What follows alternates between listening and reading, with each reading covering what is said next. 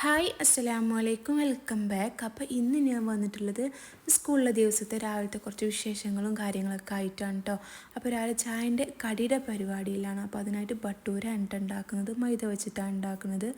3 cup മൈദ എടുത്തിട്ടുണ്ട്, 2 teaspoon പഞ്ചസാര, ആവശ്യത്തിന് ഉപ്പ്, 1.5 teaspoon baking powder, 2 teaspoon oil.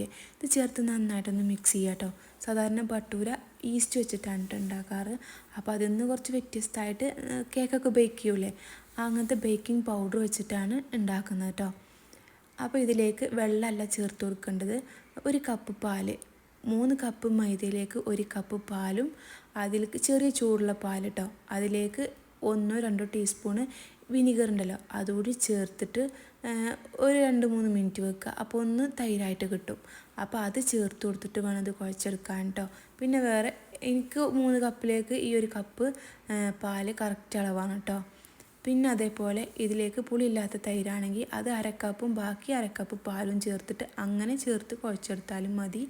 ഇനി ഇതൊരു അരമണിക്കൂർ റെസ്റ്റ് ചെയ്യാൻ വെക്കണം കേട്ടോ. ചുരുങ്ങിയത് 15-20 മിനിറ്റേലും റെസ്റ്റ് ചെയ്യാമെന്ന് വെക്കണം. അപ്പോൾ ഈ സമയത്തിലേക്ക് ഒരു ചമ്മന്തി ഉണ്ടാക്കണം കേട്ടോ.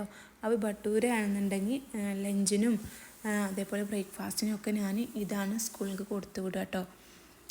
രാവിലെ ബ്രേക്ക്ഫാസ്റ്റായിട്ട് കൊടുക്കുന്നതും അതേപോലെ സ്കൂളിലേക്ക് ലഞ്ചായിട്ട് കൊടുത്തു വിടും ഇതാണ്. അപ്പോൾ ഇതാണെന്നുണ്ടെങ്കിൽ ഇതിലേക്ക് ഈ ചമ്മന്തി എനിക്ക് ഉണ്ടാക്കാൻ നിർബന്ധമാണ് കേട്ടോ.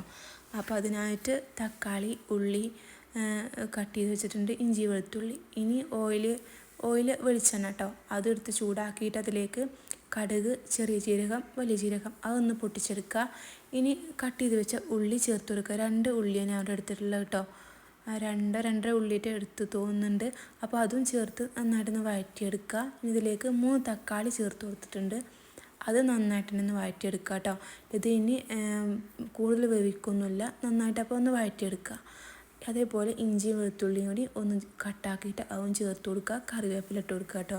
ഇനി ഇതൊന്ന് വഴണ്ട് വന്നതിന് ശേഷം ഇതിലേക്ക് മല്ലിയില ഉണ്ടല്ലോ, അത് ഉണ്ടെങ്കിൽ മാത്രം അതും ചേർത്ത് കൊടുക്കുക. എന്നിട്ട് ഒന്നുകൂടി നന്നായിട്ട് വഴറ്റിയെടുക്കുക. ഇനി ഇതിലേക്ക് ഉപ്പ് ചേർത്ത് കൊടുക്കണം കേട്ടോ, അത് ലാസ്റ്റാണ് ചേർത്ത് കൊടുക്കുക. ഈ സമയം ചേർത്ത് കൊടുക്കുക. ഇതിൽ മസാലപ്പൊടികളായിട്ട് മഞ്ഞൾപ്പൊടി, മുളക് പൊടി, കുറച്ച് ഗരം മസാല ഇതും ചേർത്തിട്ട് ഒന്നുകൂടി മസാലേൻ്റെ റോസ് സ്മെല്ല് മാറുള്ളൂ അതൊന്ന് ചൂടാക്കിയെടുക്കുക, ഒന്ന് വഴറ്റിയെടുക്കുക കേട്ടോ. അത് തണുത്തതിന് ശേഷം പിന്നെ അത് മിക്സിയിലിട്ടിട്ടൊന്ന് അരച്ചെടുക്കുക, ഒന്ന് പേസ്റ്റാക്കി എടുക്കുക, വെള്ളം ചേർക്കാതെ. അപ്പോൾ ഇനി ബട്ടൂരന് റെഡിയാക്കാം. അതിനായിട്ട് മാവ് ഇതേപോലെ കട്ട് ചെയ്തെടുത്തിട്ട് റൗണ്ടാക്കിയിട്ട് പരത്തിയെടുക്കുന്നുണ്ട് കേട്ടോ. അപ്പോൾ ഒരു മാവ് ഞാൻ 4 പീസായിട്ട് കട്ട് ചെയ്തെടുക്കുന്നുണ്ട്. കുറച്ച് കനത്തിൽ വേണം കേട്ടോ ഇത് ചെയ്തെടുക്കാൻ. അപ്പോൾ ചൂടായ എണ്ണയിലേക്ക് ഇട്ടിട്ട് പെട്ടെന്ന് തന്നെ കോരി മാറ്റാം. അപ്പോൾ ഭട്ടൂര എല്ലാതും ചുട്ടെടുത്തിട്ടുണ്ട്. അപ്പോൾ അവർക്ക് നല്ല ഇഷ്ടമാണ് കേട്ടോ ഭട്ടൂര, അതേപോലെ പൂരി. ഇതിലേക്ക് ഏത് കറികളാണെങ്കിലും കുഴപ്പമില്ല, കൂടുതലിഷ്ടം ഇതേപോലെ ചമ്മന്തി അങ്ങനെയൊക്കെയാണ് കേട്ടോ.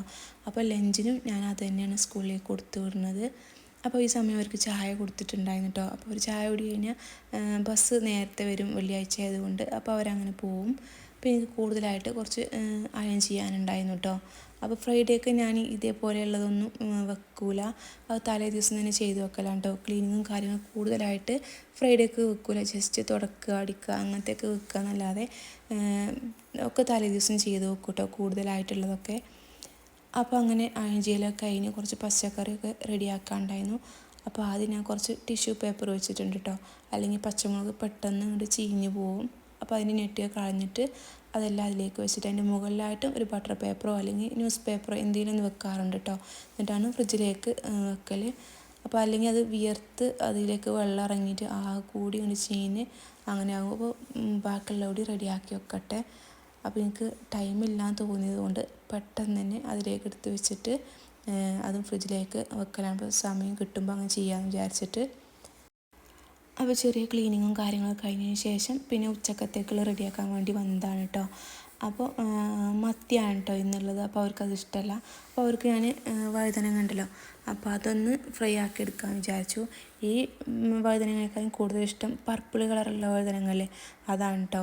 അപ്പോൾ അത് ഇല്ല, അപ്പോൾ അത് ഇത് ആണെന്ന് അറിയാതിരിക്കാൻ വേണ്ടിയിട്ട് ഞാൻ കൂടുതൽ മസാലയൊക്കെ ചേർത്തിട്ട് ഒന്ന് ഫ്രൈ ആക്കി എടുക്കല. മുളക് പൊടി, മഞ്ഞൾപ്പൊടി, ഗരം മസാല, ഉപ്പ്, അരിപ്പൊടി, അതേപോലെ കോൺഫ്ലവർ ഇതൊക്കെ ചേർത്തിട്ട് കുറച്ച് വിനീഗറും ചേർത്തിട്ട് കുറച്ച് വെള്ളവും ചേർത്ത് മസാല ആക്കിയിട്ട് അതിലേക്ക് വഴുതനങ്ങ ചേർത്ത് കൊടുത്ത് നന്നായിട്ട് മുരുന്നനായിട്ട് പൊരിച്ചെടുക്കുക കേട്ടോ. അതിന് അരിപ്പൊടി ചേർത്ത് കൊടുത്തത്.